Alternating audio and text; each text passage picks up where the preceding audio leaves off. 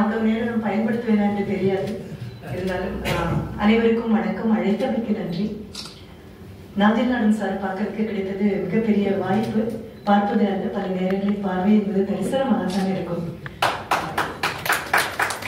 நாஞ்சிலையை பார்க்கறதுலாம் மிகப்பெரிய தரிசனம், கொடுப்பினை வரம். இன்றைய நிமித்தத்தில் அதுவும் ஒன்று. இரண்டாவது நன்றி சொல்ல வேண்டிய நபர்கள் அப்படின்னு எடுத்தேன் அப்படின்னா கண்டிப்பாக அனுராதா கிருஷ்ணசுவாமின்னு உங்களுக்கு தெரிந்த, ஷியாமாவாக எங்களுக்கு தெரிந்த, திசைகளிலிருந்து நட்போடு இருக்கக்கூடிய நான், ஷியாமா அண்ட் ஜீவா. பெரிய ஆச்சரியம், ஜீவா பக்கத்தில் உட்கார்ந்து ஒரு புகைப்படம் எடுத்த பொழுது கூட நான் சொன்னேன், கண்டிப்பாக இது திசைகள் மாலனுக்கு அனுப்பியே ஆக வேண்டும். உங்களால் உருவாக்கப்பட்ட நபர்கள் ஒன்றாக இப்பொழுது உட்கார்ந்திருக்கிறோம். கொஞ்சம் எல்லாரும் பரவப்பட முடியுமே, வராதவர்கள் எல்லாம் பரவப்படட்டுமே அப்படிங்கிறது.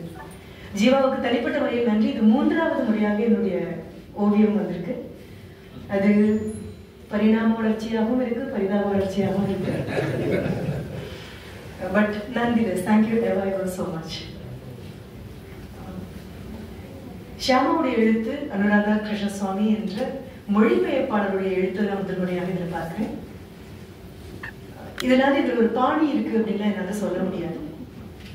ஆனா புத்தகத்தை நான் ரேப்பர்ல இருந்து தொடங்குறேன். நான் சுதேசமுத்திரன் அவர்கிட்ட கேட்கணும், ரேப்பர் போடுறவங்களுக்கும் இன்விடேஷன் கொடுத்துருப்பீங்க தானே வர சொல்லி. இதுல டாரதி அப்படின்னு ஒரு பேர் வந்திருக்கு. ஓகே சரி, 2 பேருக்குமே காம்ப்ளிமெண்ட் கொடுத்துருக்கேன் நானு. மிக மிக அழகான, ஏன்னா ஒரு ஆசிரியராக அட்டைப்படத்துல இருந்து தான் தொடங்கணும். 2 விதமாக இதை பார்க்கலாம். அகடமிக் அப்ரோச் என்று சொல்லுவோம், அது பேராசிரியர் சொன்னது மாதிரி கொஞ்சம் விமர்சன ரீதியாகவும் பார்க்கக்கூடிய பார்வை என்பது ஒன்று. இரண்டாவது, இது ஒரு படைப்பு, அதற்கு மேல் நான் பார்க்க வேண்டிய தேவை எனக்கு இல்லை, கட்டாயம் எதுவும் இல்லை, நிர்பந்தங்கள் இல்லை என்று பார்ப்பது இன்னொரு பார்வை. 2 பார்வையாலும் என்னால் பார்க்க முடிந்தது என்பதுதான். அட்டைப்படம் மிக மிக சுவாரஸ்யமாக இருக்கிறது. இதை பார்த்த பொழுது எனக்கு ஒரு பூஞ்செட்டு போல் இருக்கிறது. இதை வேற என்ன என்று நினைத்தீர்கள் என்று தெரியாது. நீண்ட குழல் போன்ற அழகு இருக்கக்கூடியது, தேனை எடுப்பதற்காக இருக்கக்கூடிய அழகு அவ்வளவு நீண்டு இருக்கக்கூடியது ஒரு பூஞ்செட்டாக தான் இருக்க முடியும். படத்தில் இருக்கும் அளவு கூட பூஞ்சிட்டு இவ்வளவு பெரியதாக இருக்காது, அட்டையில் இருக்கும் அளவு கூட அது இவ்வளவு பெரியதாக இருக்காது. அவ்வளவு மிக மிக சின்னதாக, நுண்ணியதாக, ஒரு பட்டாம்பூச்சியோ என்று நீங்கள் நினைக்கும் அளவிற்கு வெகு விரைவாக வந்துவிட்டு வெகு விரைவாக காணாமல் போய்விடும். அந்த பூஞ்சீட்டின் கண்கள் இந்த பெண்ணினுடைய கண்களோடு சேர்ந்து வருவதை போல இருக்கிறது. பார்த்த பொழுது எனக்கு தோன்றியது, இது மொழிபெயர்ப்புக்கு மிகவும் உகந்த ஒரு இல்லஸ்ட்ரேஷன். அப்படிதான் நீங்க கொடுத்துருக்கீங்க, ரேப்பர் இல்லஸ்ட்ரேஷன் அப்படிதான் கொடுத்துருக்கீங்க. என்ன காரணம் அப்படின்னா, உமர் கயாமுடைய கவிதையை மொழிபெயர்க்கும் போது ஃபிட்ஸரால் ரொம்ப அழகாக ஒரு வார்த்தை சொல்வார். Better to be a live sparrow than to be a stuffed eagle அப்படின்னு சொல்வார். மொழிபெயர்ப்பில் வரக்கூடிய மிகப்பெரிய கடுமையான சோதனை அதுதான். மூலநூல் எப்படிப்பட்டது, அது யாருக்காக எழுதப்பட்டது, எந்த காலத்தில் எழுதப்பட்டது, அதனுடைய மொழி நடை எப்படி இருந்தது, அதில் இருந்த வார்த்தைகள் இப்பொழுது வழக்கில் இருக்கின்றனவா, புழக்கத்தில் இருக்கின்றனவா என்ற எதை பற்றிய கவலையும் இல்லாமல் மூலநூலுக்கு மிக மிக நெருங்கி போய் நிற்போம் என்றால், மூலநூல் எழுதப்பட்ட காலகட்டத்தில் இருந்த வாசகர்களுக்கு நெருக்கமாக தான் இருக்க முடியும். மூலநூல் எழுதிய நபரும் இல்லை, அவருடைய வாசகர்களும் இப்பொழுது இல்லாத பட்சத்தில் வழிநூலாக எழுதக்கூடிய நம் யார் வாசிக்கப் போகிறார்களோ அவர்களுக்கு மிக அருகில் போக வேண்டியது. Either it is very faithful to the original or it is very faithful to the present readers. இதை பார்க்கும்போது எனக்கு அதுதான் தோன்றியது. ஃபிட்ஸரால் சொன்ன ஒரு பூஞ்சிட்டு, it's better to be a live sparrow. அதாவது யார் இதை இப்பொழுது 2025 5ஆம் தேதி ஏப்ரல் மாதம் வாசிக்கப் போகிறார்களோ அவர்களுக்கு நெருக்கமாக இருப்பது மிகவும் உச்சிதமானது. இதில் எழுதப்பட்டிருக்கக்கூடிய 11 கதைகளில் உயிரோடு இருக்கக்கூடிய நபர்கள் 3 பேர் மட்டும்தான். இப்பொழுது 7 பெண்களும் 4 ஆண்களுமாக. அந்த 7 பேரில் 3 பேர் மட்டும்தான் சமகாலம் என்று சொன்னால் 20ஆம் நூற்றாண்டை கடந்து 21ஆம் நூற்றாண்டிலும் கால் வைத்து 2025 வரை இன்னும் உயிரோடு இருப்பவர்கள் நம் சமகால எழுத்தாளர்கள் என்று நம்மால் கூற முடியுமே. ஆனால் 3 பேர் மட்டும்தான் இருக்கிறார்கள். For whom is this book translated? அதான் முதல் கேள்வி. The reading audience, இதை வாசிக்கக்கூடிய உங்களுடைய வாசகர்கள் யார்? அதை பொறுத்து தான் நாம் எடுக்கக்கூடிய கதையாக இருக்கும். இப்போ அட்டையிலிருந்தே அதைத்தான் நான் பார்க்கிறேன். அவ்வளவு அழகாக, அவ்வளவு பொருத்தமாக இருக்கக்கூடிய ஒன்றாக இதை பார்க்க முடிகிறது. எடுத்திருக்கக்கூடிய பேராசிரியர் சொன்னது போல, அவள் என்பது அவன் இவன் என்ற ஏகவசனம் வேண்டாம்.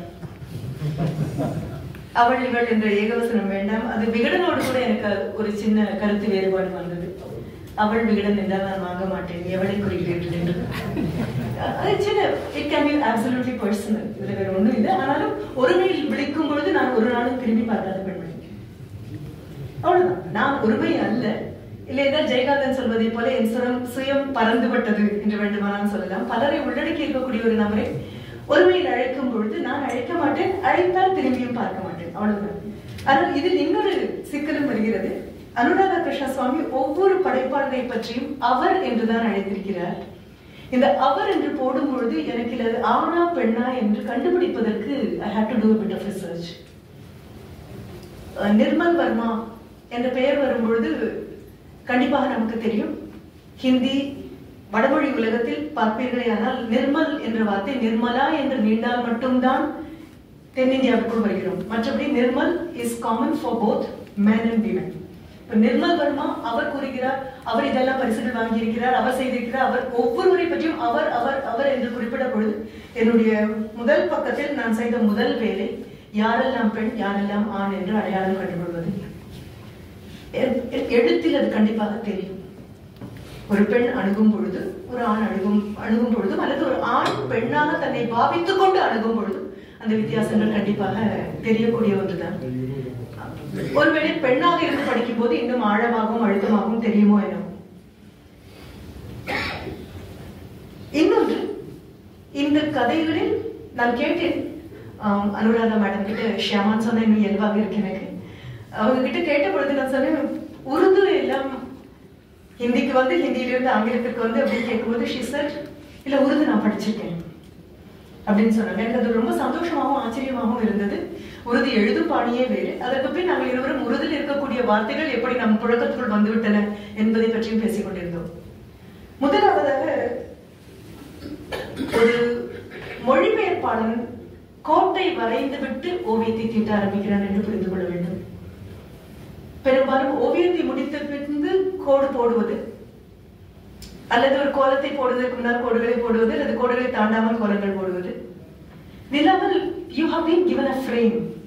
உங்களால் அத்து மீற முடியாது.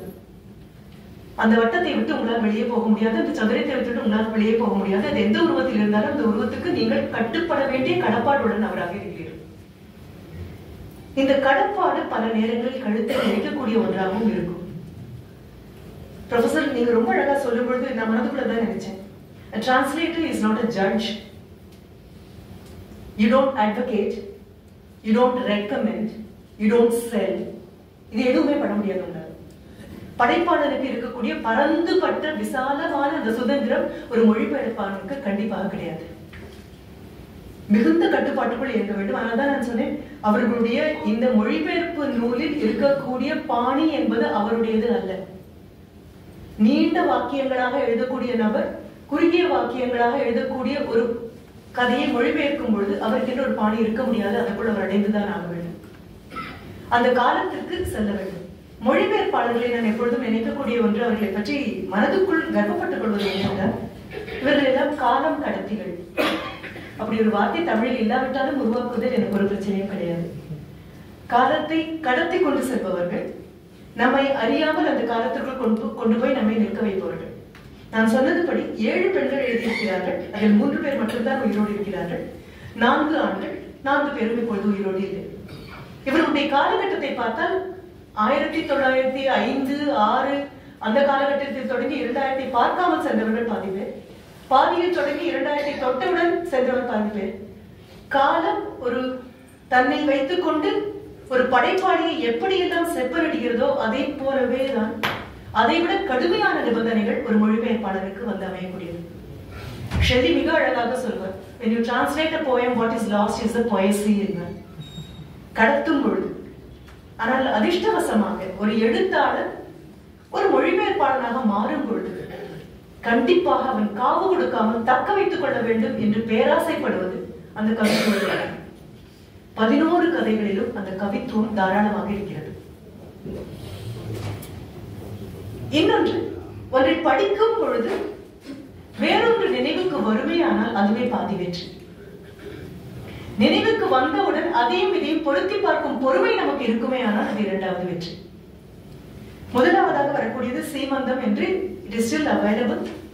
OUP ஆக்ஸ்போர்ட் யூனிவர்சிட்டி பிரஸ் அவர்கள் short fiction of South India என்ற புத்தகத்தில் கொண்டு வந்திருக்கிறார்கள். அதுவும் மொழிபெயர்ப்பு தான், கன்னடத்திலிருந்து மொழிபெயர்க்கப்பட்டுள்ளது. நான் தேடி போனேன், மூலநிலை தேடி போனேன். இது அடிமொழி தேடுவதை போலத்தான் இருக்கிறது. சீமந்தம் என்ற வார்த்தை தென்னிந்தியாவுக்குள் மிகவும் புழக்கத்தில் இருக்கக்கூடிய ஒரு வார்த்தையாக தான் நான் இன்னும் பார்க்கிறேன். தமிழாக இருந்தாலும் மலையாளத்தில் இருக்கிறதா என்று எனக்கு தெரியாது. கண்டிப்பாக கன்னடத்தில் இருப்பதால் தான் சீமந்தா என்று அதை கொண்டு வருகிறார்கள். மேலும் இருக்கலாம், தெலுங்கிலும் அது இருக்கலாம்.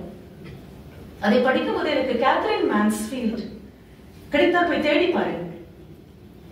இது தேடி கண்டடைய வேண்டியதான், தேடுங்கள், கண்டிப்பாக கிடைக்கும். அவர்களுடைய டால்ஸ் ஹவுஸ் என்று மிக அழகான ஒரு சிறுகதை, பெரு செல்வந்தர்களுக்கு வந்திருக்கக்கூடிய மிக அழகான ஒரு பொம்மை வீடு. அதை பார்ப்பதற்கு எல்லோரும் போகிறார்கள். ஆனால் அதற்குள் அந்த வீட்டுக்குள் நுழையக்கூட அனுமதி இல்லாமல் தடுக்கப்படக்கூடிய 2 ஏழை சகோதரிகள் அந்த வீட்டுக்கு செல்கிறார்கள். பணக்காரர்கள் மட்டுமே நண்பர்களாக இருக்கக்கூடிய அந்த பெண் எல்லோரையும் அழைக்கிறார். சின்ன சின்ன குழந்தைகள் எல்லோரையும் அழைக்கிறார். எல்லோரும் போகிறார்கள். இவர்கள் 2 பேரும் வீட்டின் அந்த சுற்றுச்சுவருக்கு வெளியே நின்று பார்க்கிறார்கள்.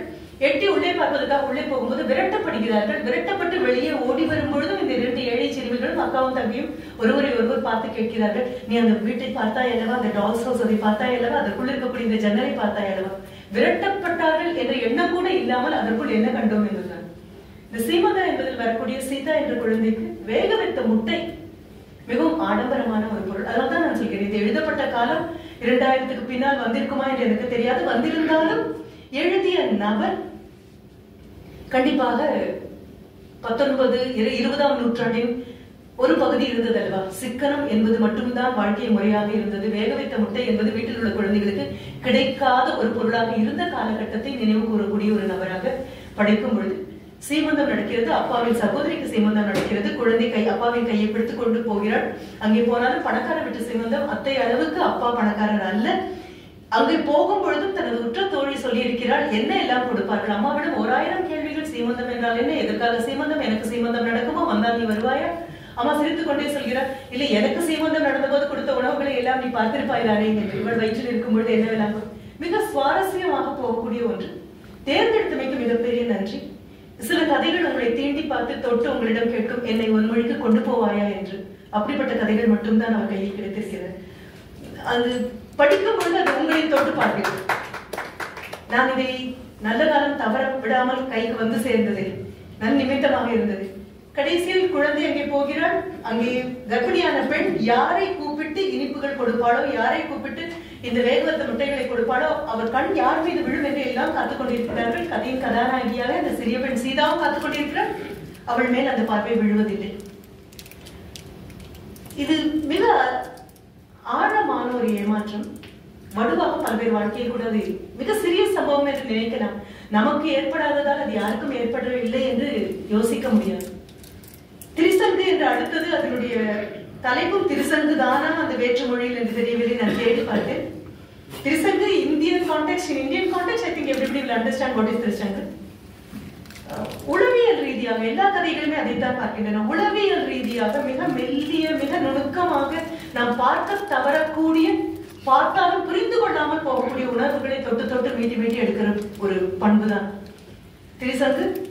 அப்பாவும் அம்மாவும் இன்டெலெக்சுவல்ஸ், அந்த வார்த்தை அப்படியே பயன்படுத்தப்படுகிறது. அறிவுஜீவிகள், காதல் திருமணம் செய்து கொண்டவர்கள். அம்மா தாத்தாவுக்கு எதிராக போர்க்கொடி எடுத்து தாத்தாவை மீண்டும் மீண்டும் தனது வாக்குவாதத்தில் வீழ்த்தி வெற்றி கண்டு ஒரு நபரை திருமணம் செய்து கொண்டிருக்கிறார். நான் திருமணம் செய்து கொண்ட நபரோடும் எப்பொழுதும் வாக்குவாதத்தில் தான் இருக்கிறார். மிக அழகாக அம்மாவிற்கான நோய் என்ன, அதிகம் பேசுவது, தொடர்ந்து பேசுவது, விடாமல் பேசுவது, அது ஒரு நோயாகவே இது வருகிறது. அம்மா பேசுவாள். இதே அம்மாவுடைய மகள் காதல் வயப்படுவதற்கும் முன்பு ஏதேதோ காதலின் மேல் காதல் வயப்படுவது என்பது கட்டம் இருக்கிறது வாழ்க்கையில். You are not in love with anybody, but you are in love with love. பல பேரும் அதை கண்டுகொள்ளாமல் போகிறோம், முடிந்தால் கண்டித்து விட்டு போகிறோம். They are in love with love.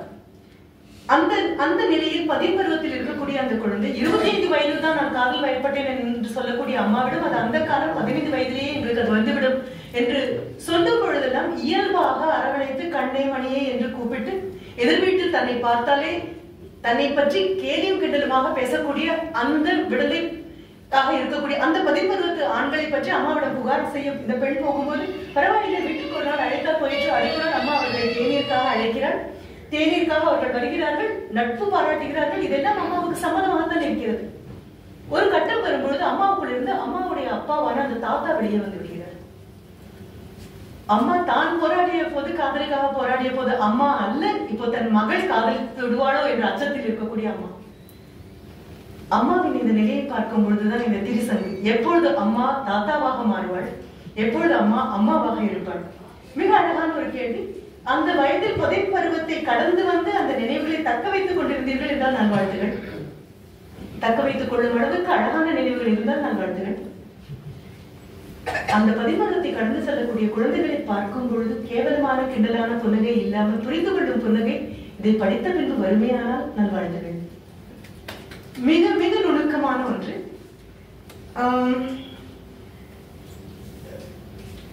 My crazy auntie, Tamil is very tricky. ஒலி சொல்லக்கூடிய லிபி இல்லாததால் you do not write as you pronounce. Crazy என்று ஆங்கிலத்தில் எழுதிவிடலாம், கிரேசி என்றும் ஆங்கிலத்தில் எழுதிவிடலாம். தமிழில் அதை எழுதும்போது மிக நீண்ட ஒரு போராட்டம் எனக்குள் இருந்தது. Are we talking about Gracie auntie or a crazy auntie? And actually Gracie auntie happens to be a crazy auntie. the pun நான் நினைச்சேன் படிக்கிறேன், நீங்க அது உருவாக்கினீங்களா இல்ல அது ஒரிஜினல் அதுதான் பெயரா? I do not know. But when I started reading it, எனக்கு இது ரொம்ப அழகாக இருந்தது. ஏன்னா அவர்கள் கொஞ்சம் விசித்திரமான பெண்மணி.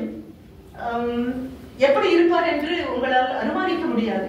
ஆனால் முடியும் பொழுது உங்களுக்கு புரியுது, there is some kind of a grace in her. She is Gracie auntie, but yet she is capable of being crazy also. எனக்கு மொழிபெயர்ப்பாளர்கள் மூல நூலில் உள்ள அதே தலைப்பை தக்க வைத்துக் கொள்வார்களா அல்லது அவர்களுடைய வாசகர்களாக இருக்கக்கூடிய நபர்களுக்காக மாற்றுவார்களா? கம்பராமாயணம் வால்மீகி ராமாயணம் அல்ல. அப்போ முன்னால பேர்ல இருந்தே தொடங்கிடும் நினைக்கிறேன் மொழி மாற்றம். அது ரொம்ப முக்கியமாக இருந்தது. ஒரு விபச்சாரியின் கடிதம். நான் மேடம் கிட்ட கூட கேட்டேன், விலை மாதுன்னு சொல்லி இருக்கலாமோ என்று. 2025 விபச்சாரி என்று சொல்லும் பொழுது காதுக்கு கொஞ்சம் கடுமையாக தோன்றுகிறது. விலை மாது என்றாலும் அதுவே தான், அதில் ஏதோ நாகரிகம் சேர்ந்து வருவது போல் நம்ம கற்பனை செய்து கொள்ளலாம். இதை எழுதி இருக்கக்கூடியது, இந்த கடிதம் யாருக்கு போகிறது? இந்தியா சுதந்திரம் அடைந்து விட்டது, பாகிஸ்தான் சுதந்திரம் அடைந்து விட்டது. ஜின்னா அவர்களுக்கும் ஜவஹர்லால் நேரு அவர்களுக்கும் போகக்கூடிய கடிதம், ஒரு விலை மாது எழுதக்கூடிய கடிதம். விலை மாது எழுதக்கூடிய கடிதம் மட்டுமல்ல, 2 சிறிய பெண் குழந்தைகளை பணம் கொடுத்து வாங்கி வந்திருக்கிறார். அதில் ஒரு குழந்தை இஸ்லாமிய மதத்தை சேர்ந்த குழந்தை, இன்னொரு குழந்தை இந்து மதத்தை சேர்ந்த குழந்தை. இந்த 2 குழந்தைகளையும் பணம் கொடுத்து வாங்கிய பின்பும் எந்த காரணம் கொண்டும் அந்த குழந்தைகளை இதற்குள் தள்ளிவிடக் கூடாது என்ற மிக உன்னதமான ஒரு தாய்மை பண்பை வைத்துக் கொண்டு கடிதம் எழுதுகிறார் இந்த 2 பேருக்கும். இந்தியா சுதந்திரம் அடைந்து விட்டது, நீங்கள் மிகப்பெரிய பொறுப்பில் இருக்கிறீர்கள். அதில் கூட பாரிஸ் தெரு என்றுதான் தமிழில் படித்தேன். ஆங்கில மூலத்திற்கு ஓடி போன போது it was Faris, FARRIS. நல்ல காலம் மும்பையில் போய் பாரிஸ் தெரு தேடாமல் இருந்ததற்கு நான் எனக்கு நன்றி சொல்ல வேண்டும். தமிழ் இந்த மாதிரி மொழி மாற்றம் வரும்பொழுது எங்கெல்லாமோ ஒலியை குறிக்கக்கூடிய எழுத்துக்கள் இல்லாமல் போகும்போது வரக்கூடிய தடுமாற்றங்கள் கண்டிப்பா அதை உங்களால் எதுவும் செய்ய முடியாது. மிகவும் நெருங்கிய ஒன்று. எல்லாமே குறுங்கதைகள் அல்ல, சிறுகதைகள் அல்ல, எல்லாம் கொஞ்சம் நெடுங்கதைகளாகத்தான் இருக்கின்றன. எல்லாமே நெடுங்கதைகளாகத்தான் இருக்கின்றன. மிக அழகாக இங்கே பேசிக் கொண்டிருந்த பொழுது 45 வினாடிகளுக்கு மேல் உங்களது கவனத்தை தக்க வைத்துக் கொள்ள முடியாது என்ற ஒரு வார்த்தை வந்தது. இலக்கிய வாசகராக இருப்பது என்பது ஒரு கடினமான தவம். Maybe my idea can be pushed aside as a boomer concept. இருக்குதா? But it's going to be a boomer. Especially அவர் வேற நம்ம ஒரு endangered species மாதிரி வேற சொன்னாரு ப்ரொஃபசர். கடைசி கால கண்டிகள் நமக்கு அப்புறம் இது போயிடும் அப்படிங்கிற மாதிரி ஒரு வார்த்தை சொன்னீங்க. கண்டிப்பாக இல்லை, நெடுங்கதைகளாக இருக்கு. சுவாரஸ்யம் என்பது நமக்குள்ளிருந்து வர வேண்டிய ஒன்று. ஏதோ you can read it in installment அப்படின்னா it's an apology for reading. I am sorry. தொடங்கும் பொழுது எந்த வீரியத்தோடும் வேகத்தோடும் படிக்கிறோமோ அதே வீரியமும் வேகமும் என்னிடம் இருக்கும் என்ற உத்தரவாதத்தை கண்ணுக்கு தெரியாத படைப்பாளருக்கு கொடுத்து விட்டுத்தான் சத்திய பிரமாணத்தோடு தொடங்குகிறோம். பேருந்தில் பயணம் செய்யும் பொழுது பார்த்தும் பார்க்காமல் படித்தும் படிக்காமல் அதிலேயே விட்டு செல்லக்கூடிய புத்தகங்கள் அல்ல இலக்கியம். அதிலும் குறிப்பாக மொழிபெயர்ப்புகளை படிக்க வேண்டும் என்றால் மில்டனை பற்றி சொல்லும் பொழுது சொல்வார்கள், மில்டனை மொழிபெயர்க்கும் பொழுது தயாராக இருக்க வேண்டும், ஓரளவு லாட்டின் அண்ட் கிரீக் தெரிந்திருக்க வேண்டும், தெரியாவிட்டால் தெரிந்து கொள்ளக்கூடிய துணிச்சலாக இருக்க வேண்டும் என்று. இதில் வரக்கூடிய கதைகளில் அது கண்டிப்பாக அந்த தாக்கம் இருக்கிறது. 1.5 பக்கத்தில் முடியக்கூடிய கதைகளும் இருக்கின்றன. அந்த 1.5 பக்கத்தில் முடிந்த அந்த கதையை படிக்கும் பொழுது எனக்கு கண்டிப்பாக நினைவுக்கு வந்தது லட்சுமி என்ற கேரக்டரோடு வரக்கூடிய அந்த கர்மா, குஷன் சிங்குடைய ரொம்ப அழகான ஒரு கதை. 1.5 பக்கம் 2 பக்கத்துக்கு மேல அதை தாண்டாது. நான் மறுபடியும் சொல்றேன் ma'am, the best compliments go to you plainly because ஒன்று படிக்கும் போது, எஸ்பெஷலி மொழிபெயர்ப்புகளை படிக்கும் போது, it is a relay race. When does your creativity start and when does the creativity of the original stop? இது நமக்கு தெரியாது. எப்போ ஒரிஜினலுடைய மூல நூலினுடைய அந்த ஆக்கம் தாக்கம் நின்று உங்களுடைய ஆக்கமும் தாக்கமும் மூச்சு பெற்று எடுத்து வரும் என்பது நமக்கு தெரியாது. மிக அழகாக தில்லி சுற்றுலாவாக வரக்கூடியது. மனதை கணிசமாக எல்லாமே பாதித்தன, எல்லாமே சோகம் சார்ந்ததாக இருந்தது. நான் அனுராதா மேடம் கிட்ட அதுவும் கேட்டேன், ரொம்ப சோகமாக இருக்கு. சோகம் அப்படின்னா உங்களுக்கு என்ன பொருள் வரும்னு எனக்கு தெரியல. கனமாக இருக்கும், இறுக்கமாக இருக்கும், 2 நாட்கள் கூடவே வரும். எதை செய்தாலும் கதாபாத்திரங்கள் மீண்டும் மீண்டும் கண்ணுக்குள் வந்து போய்கொண்டே இருக்கும். காரணம் இல்லாமல் ஒரு பெருமூச்சு வரும். இதெல்லாம் என்னுடைய these are my symptoms. இது எல்லாருக்கும் இருக்கணுங்கிற அவசியம் இல்லை. அதே மாதிரி இதுல அட்டை படத்திற்கு வரக்கூடிய தலைப்பாக வந்திருக்கக்கூடியது ஒரிஜினல் என்னன்னு எனக்கு தெரியல. ஒரு துளி வெயில் அப்படின்னா ஐ குட் டிரான்ஸ்லேட் இந்த தலைப்பை நான் இங்கிலீஷ்க்கு கொண்டு போனேன் without your permission, but it looks as if வெயில் ஏதோ லிக்விட் ஃபார்ம்ல இருக்கிற மாதிரி இருக்கு. துளி அப்படிங்கிறது திரவ பதார்த்தத்துக்கு தான் எப்போதும் துளின்னு சொல்லுவோம். அது வெயிலுக்கு கொடுத்திருக்கிறது அப்படின்னா ஒரு துளி வெயில், வேற எப்படி சொல்ல முடியும்னு எனக்கு தெரியல. ஒரு துளி வெயில் அப்படின்னு சொல்லும்போது ஏதோ ஆகாயத்திலிருந்து ஒளி திரவ நிலையில் வந்து உட்கார்ந்த மாதிரி. அண்ட் எல்லாவற்றுக்கும் மேல டெக்னிக் யூஸ்ட். நான் தான் சொல்றேன், மறுபடியும் மொழிபெயர்ப்பை படிக்கும் பொழுது தயாராக இல்லாவிட்டால் தயவு செய்து அதன் பக்கம் வராமல் இருப்பது நல்லது. புத்தகத்தை சாதாரண புத்தகமாக படித்துவிட்டு போவது நல்லது. விமர்சனம் என்பது சம்திங் டோட்டலி டிஃபரெண்ட். ஆனா எனக்கு கண்டிப்பா தெரியும், no amount of my reading Shakespeare can make me a Shakespeare. விமர்சனம் வேறு, விமர்சனம் வேறு, எழுத்து என்பது வேறு. ஆனால் what technique is used, அதுவும் ஜீவாவை பத்தி சொன்னாங்க, நீங்க திரைப்படங்கள் எடுக்கிறீங்க அப்படிங்கிறதுனாலே சொன்னோம். இந்த கேமரா வியூ டெக்னிக் அப்படின்னு ஒன்று இருக்கு, single point of view technique, இதெல்லாமே எழுத்துலேயே வரும். Multiple point of view technique அப்படின்னு ஒன்று இருக்கு. அதுல மிகப்பெரிய நபராக நாம் இன்றளவும் கொண்டாடி கொண்டிருக்கக்கூடிய ஒரு நபர் அப்படின்னு சொன்னா எம்டி வாசுதேவன் நாயர். நமக்கு கண்ணுக்கு தெரிந்த ஒரு பிலிம்ஃபேர் அவார்டு அத்தனையும் வாங்குறதுக்கு என்ன காரணம் அப்படின்னா அது கண்ணா அல்லது கேமராவா நமக்கு தெரியாது. எதை எப்படி அவுட் ஆஃப் ஃபோக்கஸ் போகணும், எது உள்ளுக்குள்ள வரணும், ஒவ்வொரு ஃப்ரேமையும் மாத்திர மாதிரி. இதற்குள்ள இருக்கக்கூடிய ஒரு துளி வெயில் ஒரு 8 ஆண்டுகள் ஒரு நபரோடு வாழ்ந்து விட்டு இனிமேல் வாழ்ந்தால் மனதில் கசப்பும் காழ்ப்பும் வன்மமும் பகையும் தான் மிஞ்சும் என்று வரும்பொழுது அந்த நபரை விட்டு விலகி வரக்கூடிய, கடைசி வரை அவள் பெண்தானா என்பது எனக்கு சந்தேகம். கடைசி வரை அது பெண்தானா என்று எனக்கு தெரியவில்லை. ஆணாகவும் இருக்கலாம். ஒரு 10 பக்கங்கள் வரும்பொழுது ஒரு சர்ச்சுக்கு முன்னால் இருக்கக்கூடிய ஒரு பெஞ்சில் உட்கார்ந்து she just இத்தனை வருடங்களுக்கு முன்னால் எனக்கு இங்கேதான் கல்யாணம் நடந்தது, இப்படிதான் குதிரை வண்டிகள் வரும், இப்படித்தான் நடக்கும், இந்த வாத்தியம் மாறிவிட்டால் மோதிரம் மாற்றிக்கொண்டு ஆகிவிட்டது, கணவன் மனைவியாக ஏற்றுக்கொண்டு ஆகிவிட்டது, இப்பொழுது வந்து விடுவார்கள். யாரிடம் இவள் சொல்கிறாள் என்பதே தெரியுது. அது ரொம்ப அழகாக when you talk about ஆங்கிலத்திலையும் கொண்டு வந்தோம்னா Ernest Hemingway, வில்லியம் ஃபாக்னர் இவங்க எல்லாம் பண்ணக்கூடிய ஒன்று இன்டீரியர் மோனோலாக் என்று சொல்லுவோம். அடுத்து ஏதோ ஒரு நபர் இருப்பதாக நாம் சொல்லிக்கொண்டே இருப்போம். இப்போது மைண்ட் வாய்ஸ் அப்படின்னு நீங்க சொல்றீங்க இல்லையா, but you do mind the voice. அந்த குரல் உங்க காதுல கேட்கும். நீங்க உங்ககிட்ட தான் பேசிட்டு இருக்கீங்க, ஆனா பக்கத்துல ஒரு நபர் உட்கார்ந்துருக்காரு, அவருக்கு உங்களுக்கு நகர்ந்து வழி விட்டு உட்கார்றாரு, அவருக்கு ஒரு நன்றி மனதுக்குள்ள சொல்றீங்க. எல்லாம் முடிந்து அந்த நபர் எழுந்திருந்து போகும் பொழுது இதுவரை நீங்கள் பேசவில்லை என்பதும் தெரிகிறது. முடியும் வரை, முடித்த பின்பும் எனக்கு மொழிபெயர்த்த நபருக்கு தெரியுமா தெரியாதா என்று தெரியவில்லை. I have to go back to the original. Tamil அது ரொம்ப அழகா கையாண்டிருக்கீங்க. தமிழ் ஆங்கிலத்துல எங்கேயாவது ஒரு ஷீயோ ஹீயோ வந்து விழுந்துரும், அது ரொம்ப பெரிய பிரச்சனையாக இருக்கும். மலையாளத்துல எம்டி வாசுதேவன் நாயுடைய மஞ்சள் அது மொழிபெயர்க்கும் பொழுது அவன் வரும் வெறும் வராதிருக்கல அவன் கூட கிடையாது. வரும் வராது இருக்குலாம் தொடங்கும். அது தமிழுக்கும் கொண்டு போக முடியாது, ஆங்கிலத்துக்கும் கொண்டு போக முடியாது. மலையாளத்தினுடைய ஜீனியஸ் ஆஃப் லாங்குவேஜ் அப்படின்னு சொல்லுவோம். வரும், அவ்வளவேதான். அவன் வருமா, அவள் வருமா, ஏன்னா அந்த வினை முடியக்கூடிய அந்த verb ending சொல்லுவோம் இல்லையா, அதை பார்த்தா உங்களுக்கு எத்தனை நபர்கள் என்று தெரியாது, ஆனா பெண்ணா என்று தெரியாது, எதுவுமே தெரியாது. மொழிபெயர்க்கும் போது he will come எழுதியா வராதிருக்குல்ல, வராதிருக்குல்ல. மலையாளத்தில் ரொம்ப சொல்லுவோம், வராமல் இருக்க மாட்டான் அப்படின்னு முடிச்சீங்கன்னா suspense will be broken. கடைசி நிமிஷம் வரைக்கும், எனக்கு இந்த நிமிஷம் வரைக்கும் அந்த interior monologue, direct interior monologue, எனக்குள்ளே தொடர்ந்து பேசிக்கொண்டே இருப்பது. ஒன்று மட்டும் தான் நான் எதிர்பார்த்தேன் மேடம். ஜேம்ஸ் ஜாய்ஸ் அவருடைய யுலிசஸ்ல பங்க்சுவேஷன் மார்க் கூட வைக்க மாட்டாரு. பெரிய பிரச்சனையாக இருக்கும். ஏன்னா மனதுக்குள்ள நீரோட்டமாக உங்களுடைய எண்ணம் ஓடிக்கொண்டே இருக்கும்போது, சிந்தா நதியாக ஓடிக்கொண்டே இருக்கும் பொழுது எங்கே கேள்விக்குறி வரும், எங்கே ஆச்சரியக்குறி வரும், எங்கே முற்றுப்புள்ளி வரும். முற்றுப்புள்ளி வைத்தா நாம யோசிக்க போகிறோம் இல்ல. வாசகனை உங்களோட அழைத்து செல்ல உங்களால் முடியுமானால், is not a reading audience, he is a participating audience. எந்த வேகத்துக்கு நீங்க போறீங்களோ அந்த குதிரை பாய்ச்சலுக்கு உங்க வாசகன் தயாராக இருந்து உங்கள் வெள்ளை பிடித்துக் கொண்டு நீங்கள் பார்க்கும் காட்சிகளை எல்லாம் அவனால் பார்க்க முடியுமே. ஆனால் ஹாரி பாட்டர்ல ரொம்ப அழகா சொல்லுவாங்க, 2வது புக், அந்த புக்கை திறந்த உடனே டிராவல் வித் மீ, அந்த புக்குக்குள்ள எல்லாரும் குதிப்பாங்க. ஒரு காலத்துல மேரி பாப்பின்ஸ்ல ஒரு படம் இருக்கும், அதுக்குள்ள எல்லாரும் குதிப்பாங்க, அந்த உலகத்துக்கு போயிடுவாங்க. அந்த உலகத்துக்கு தான் நீங்க கூட்டிட்டு போறீங்க.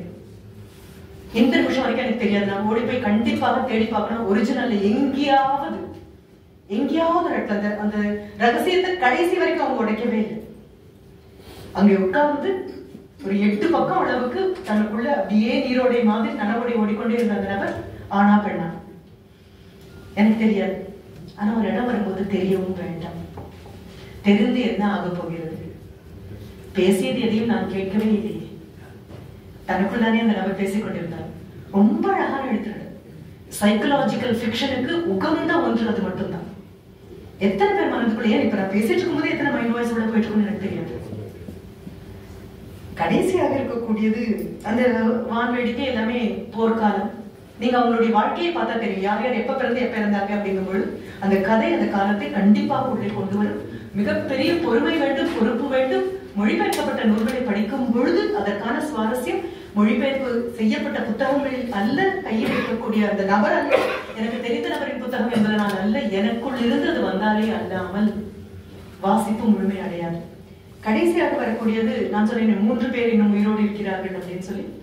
இடையில ஒன்று வருது, நல்ல தாயார் அப்படின்னா அதனுடைய ஆங்கிலத்தையும் பார்த்தேன். நான் மேம் கிட்ட அடுத்த நிமிஷம் நான் இங்க வந்தோட சொன்னேன், எனக்கு The God of Little Things அதுல வரக்கூடிய அம்மா கதாபாத்திரம் வந்து போனது மனதுக்குள். ஆங்கிலத்தில் பார்த்தபோது after her tenure as a mother is over அப்படின்னு வரும். நீங்க அதை அம்மா என்ற ஸ்தானம் முடிந்த பின்பு, நான் அதுக்கு பதிலாக வேற இல்லாம தலைக்குள்ள போட்டு பார்த்தேன். ஆனா ஸ்தானம் தான் ரொம்ப அழகாக இருக்கு மேடம். அம்மாங்கிறது ஒரு பொறுப்பு, ஒரு ஸ்டேட்டஸ், ஒரு ஸ்தானம். அதிலிருந்து ஒரு பெண்ணாக எப்படி வெளியவர்கள் ஹைலி கான்ட்ரோவர்ஷியல். ஆனா அப்படி இருந்தா தானே அழகாக இருக்கு. எல்லாரும் சொல்றதை எல்லாரும் கேட்க வேண்டும் என்றால் ஏன் ஒரு நபர் எழுதியதை இன்னொரு நபர் படிக்க வேண்டும்? கடைசியாக இருக்கக்கூடியது மல்லிகா ஹோம்ஸ். எழுதப்பட்டது 2022. நான் சொன்னேன் எதற்காக தென்னிந்தியாவிற்குள்ளது வருகிறது அப்படின்னு சொல்லி. ஓல்ட் ஏஜ் அதுக்குள்ள இருக்கக்கூடிய பிரச்சனை, முதுமையை நோக்கி செல்லும் பொழுதோ அல்லது முதுமை நம்மை நோக்கி வரும் பொழுதோ, முதுமையும் நாமும் விரல் சேர்த்துக் கொண்டு ஒன்றாக போகக்கூடிய கட்டாயத்துக்கு ஆட்படும் பொழுதோ, age is just a number என்று சொல்லக்கூடியவர்கள் இளமையாக இருப்பார்கள். Age is just a number என்று சொல்றதுக்கு ஒரு வயது இளமை தேவை. Age is a fact. Even if you say it's a number, it's a fact. அது உண்மைதான். அதோடு வரக்கூடிய இப்ப எனக்கு அனுபவம் ஏற்பட்டது பாண்டிச்சேரியில். I was there in Serin Pelican அப்படிங்கிற சீனியர் சிட்டிசன்ஸ்க்கான ஒரு கம்யூனிட்டி. முதுகுவலி முழங்கால் வலியை பற்றி யாரும் குறைப்பட வேண்டாம், ஏன்னா எல்லாருக்குமே அது இருக்கு. There is absolute democracy in pains. அவ்வளவு அழகாக இருக்கு. எல்லாருக்கும் வலிகள் இருக்கு, எல்லாருக்கும் வேதனை இருக்கு. இதுல கூச்சப்பட வேண்டாம், வருத்தப்பட வேண்டாம். புலம்புறதுன்னு யாரும் சொல்ல மாட்டாங்க. அது பகிர்ந்து கொள்வதாக போகும். உங்களுக்கும் எனக்கும் வலி ஒன்றேதான் அப்படின்னு நினைக்கும் பொழுது இது பகிர்ந்து கொள்ளலா போகுமே தவிர புலம்பலாக இருக்காது. எனக்கு எப்பொழுது என் முதுமை தெரியும், இளமை பக்கத்தில் இருந்தால் தான் நான் முதியவள் என்று தெரியும். என் வயதத்தவர்களோடு நிற்கும் பொழுது, என்னுடைய மூத்தவர்களாக இருக்கிறவர்களோடு நிற்கும் பொழுதும் கண்டிப்பாக முதுமை என் கண்ணில் ஏற்படாது. அங்கே போன போது அங்கே வந்து இருப்பதற்காக தேர்ந்தெடுத்து வந்தவர்கள் கையில் கண்டிப்பாக பணம் இருக்கிறது, நிதி கண்டிப்பாக சுகமாக செலவு செய்யக்கூடிய நிதி தான் இருக்கிறது, சாய்ந்து கொள்ளும் அளவிற்கு அவர்களிடம் பணபலம் இருக்கிறது. ஆனாலும் மீண்டும் மீண்டும் எல்லோரும் சொல்வது குழந்தைங்க அவங்க வாழ்க்கையை வாழட்டும்பா, நம்ம கூட எதுக்குப்பா இருக்கணும். நம்ம அது கேட்க கூட இல்லை. உங்க குழந்தைங்க எங்க இருக்காங்கன்னு கூட கேட்கல, என்ன பண்றாங்கன்னு கேட்கல, நீங்க ஏன் இங்க வந்தீங்கன்னு கேட்கல, எதுவுமே கேட்கல. ஆனா கேட்காத கேள்விகளுக்கெல்லாம் அவர்களாக வலிந்து வலிந்து வலிந்து சொல்லக்கூடிய பதில்கள் கேட்டு விடுவோமோ என்ற அச்சத்தில் வரக்கூடிய பதில்களாக எனக்கு தோன்றியது. ஏதாவது நம்ம கேட்டுவிட்டுதான் நம்ம ஏதாவது தானே கேட்போம், கேட்க வேண்டியது கேட்டது இல்லையா, ஏதாவது கேட்போமே. அந்த ஏதாவது கேட்கும் போது வரக்கூடியது ஒன்று மிக அழகான, இட்ஸ் அப்சல்யூட்லி கண்டெம்பரரி. சமகாலம் பலரோடு நடந்து கொண்டே இருக்கும்பொழுது சைவ உணவை, அதுவும் மிஸ்டர்னு போட்டதை நீங்க திருவாளர்னு மாத்திருக்கீங்க. அது மிஸ்டராகவே வைத்திருக்கலாமா கூட நினைச்சேன். திருவாளர் அப்படின்னு போட்டு ஒரு பெயரையும் போட்டு இரவு உணவு சாப்பிட்டு விட்டு முன்னால் நடக்கக்கூடியவர், கால்கள் தொய்ய தோல் சரிய, கண்ணம் ஒரு பக்கம் இடது பக்கம் அழிந்து வந்து விடுமோ அப்படிங்கிற மாதிரி இருக்கு. ஒரு ஸ்ட்ரோக் வரக்கூடிய நபர் எப்படி எல்லாம் பார்க்க முடியும் அப்படிங்கிற காட்சி. எல்லோருக்கான அச்சம் வரும் என்று காத்திருக்கக்கூடிய அந்த நோக்கத்தா தேவரத்தை கண்ணும் நட்டுன்னு சொல்லுவாங்க. குழந்தை பேத்தி வரப்போகிறாள், பேத்தி வரப்போகிறாள் என்றால் பேத்தி வராமல் இருப்பதற்கான காரணங்கள் தான் முன்னால் வருகிறது.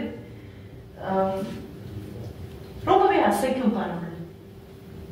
வேரோடியாச்சு, விழுது பாய்ச்சியாச்சு, எதுவும் என்ன அசைக்காது நினைக்கக்கூடிய மனிதர்கள் தான் முதலில் அசைபவர்களாக இருப்பார்கள். ஆனால் மரத்தின் அடியில் வேர்கள் அசைவது மரத்துக்கு தெரியலாம், மற்றவர்கள் கண்ணுக்கு தெரியாது இல்லையா. அந்த மாதிரி சாதாரண புத்தகமாக எடுத்துக்கொண்டு ஒரு முறை படித்து விட்டேன். அதற்கு பின்னால் ஒரு அகாடமிக் பாயிண்ட் ஆஃப் வியூல தான் இதை படிச்சேன். பட் போத் ரெண்டு பக்கமா பார்க்கும்போது extremely impressive. And what amount of work has gone into it? Thank you.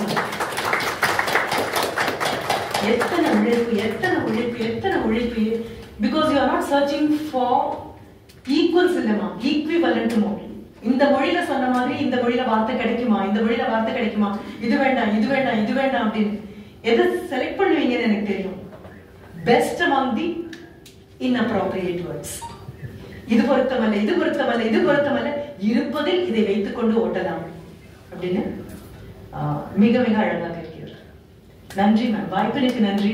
வாய்ப்பை விட ரொம்ப நாள் ஆச்சு மேம் புத்தகங்கள், இது போன்ற புத்தகங்கள் வாசித்து. வரத்திற்கு நன்றி. நன்றி, வணக்கம்.